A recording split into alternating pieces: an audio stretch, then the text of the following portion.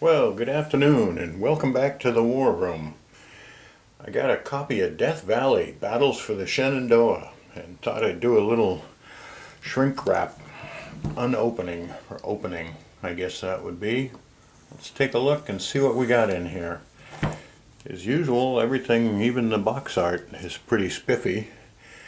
They do a nice job with all of their products that I've seen so far.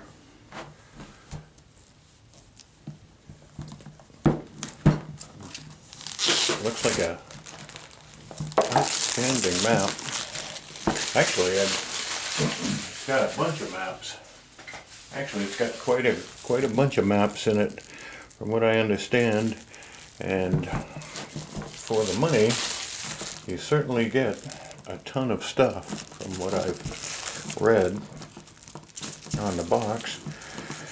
So this is part of the Great Battles of the American Civil War by GMT, and the series designer is Richard Bird, and the game designer is Greg Laubach. Forgive me if I pronounced that wrong. This came out in 2019. I've had it for a little while, but I'm just getting around to opening it. Let's see what we got in here. So we've got the standard series rulebook. This one is plain paper, it looks like. It's not the glossy paper that comes in a lot of them. Good illustrations. And all the standard rules in one book. Let's see, what is it? 40 pages, including the index. 37 pages of rules altogether, looks like. So again, looks like pretty standard issue rule book on just plain paper. Good stock. It's not the thickest paper I've ever seen, but I mean it's just standard paper. Plenty of illustrations to go with the rules. So that's nothing unusual there. And then we've got the battle book for battles of 1862. Oh, that's nice. It comes with a copy of all of the units and counters in the back, and then all the usual list of scenarios, setup, the name of the battle. Pretty standard battle book, but that's the first time I've seen that. That's pretty handy in case you want to make sure, not sure if you have all the pieces or lose the pieces later on. There you go, there's a nice record of them. So that's the 1862 book, and then the much thicker 1864 book. Nice map in the back of all the campaigns up and down the Shenandoah. Again, the first time I've seen that.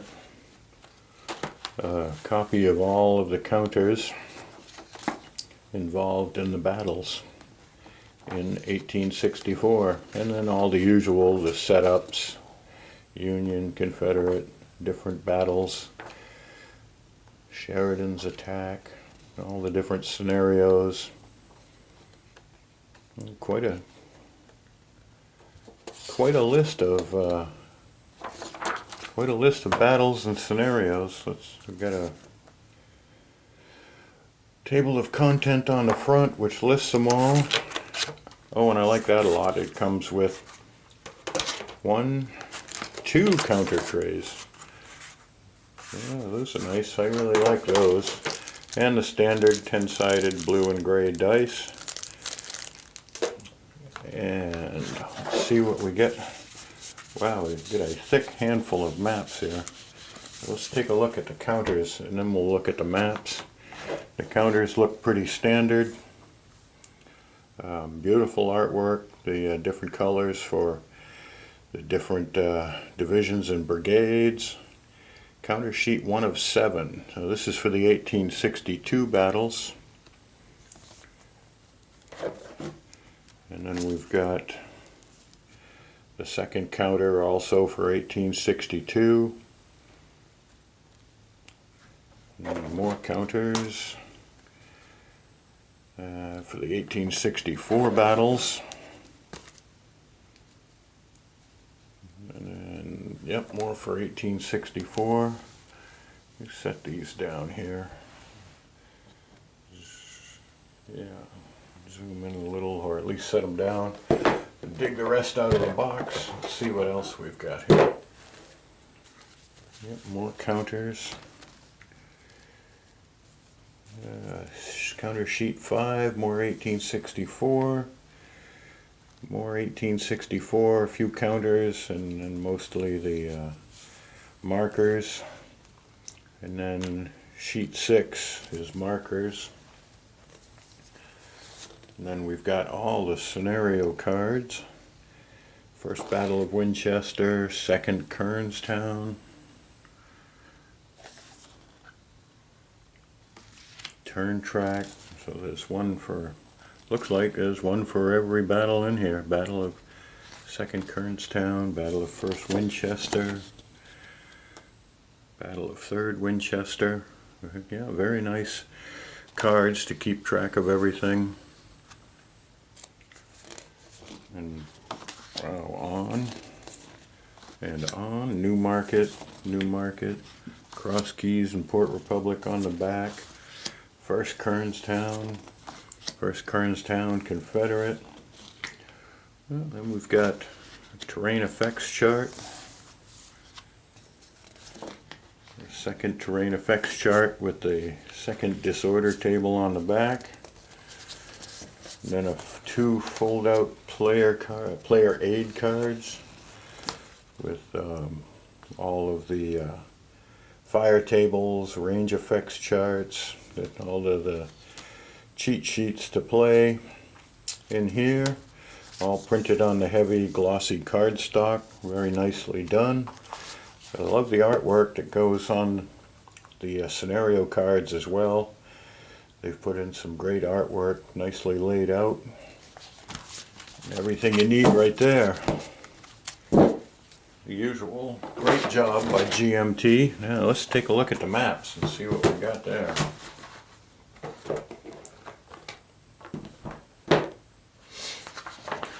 Okay, well, double-sided, double printed maps. Let's see, what do we got here? There's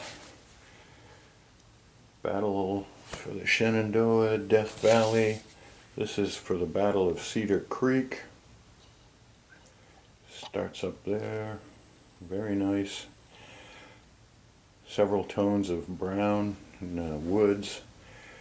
Shows all the major terrain features very nicely.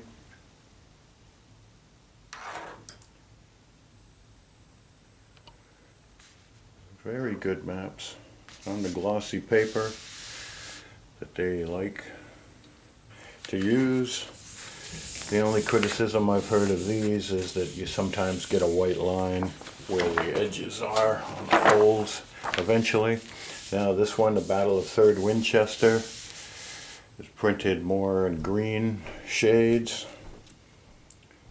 Has all of the important terrain.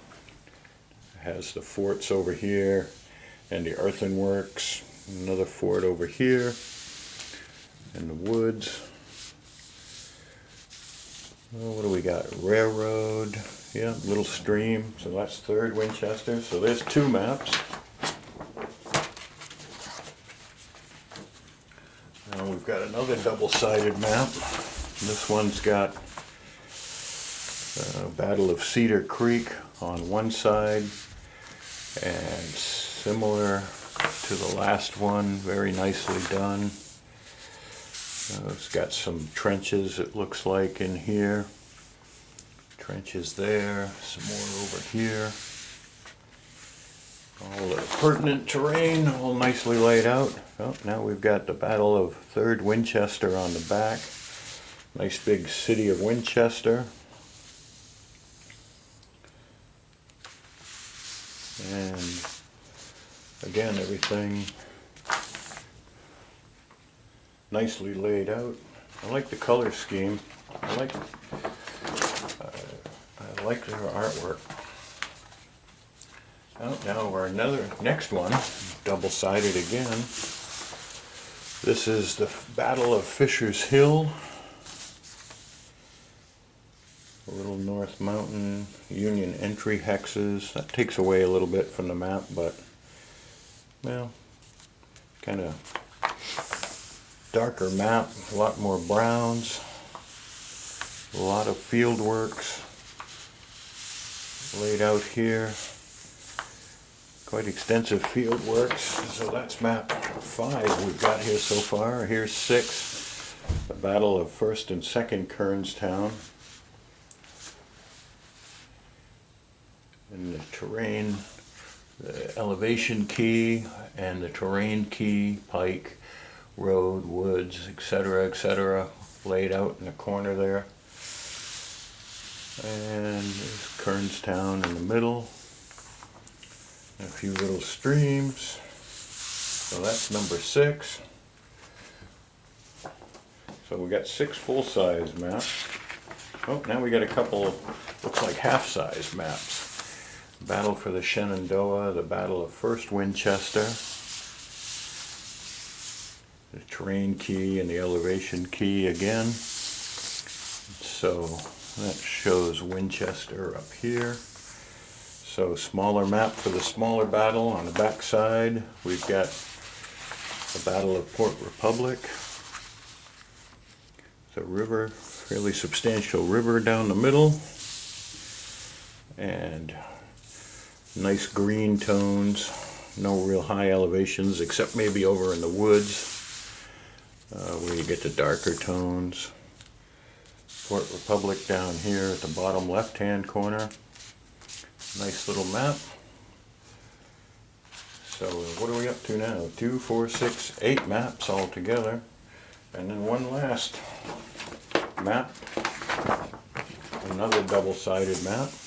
The Battle of Cross Keys with the higher elevation, a lot of brown in it, and the key. Yeah, I got the compass rose down here, and then the key over here again for the elevation and the terrain.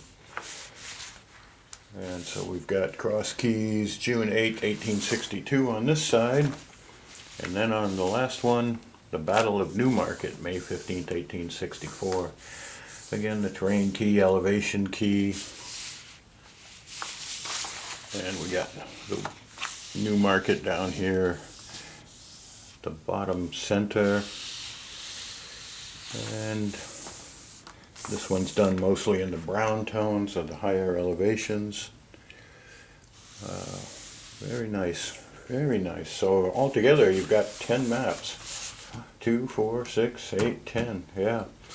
Nice package. Heck of a deal for the money. You can't ask for a better deal, that's for sure. And yet they all have, look like, yeah, I didn't look at the big maps, but they all have the elevation and the terrain key as well in the corner. And so that's basically a quick look at the new Death Valley Battles for the Shenandoah. A heck of a package. Nice deal. Usual beautiful artwork. Great job again by GMT. Love the series. Still learning it.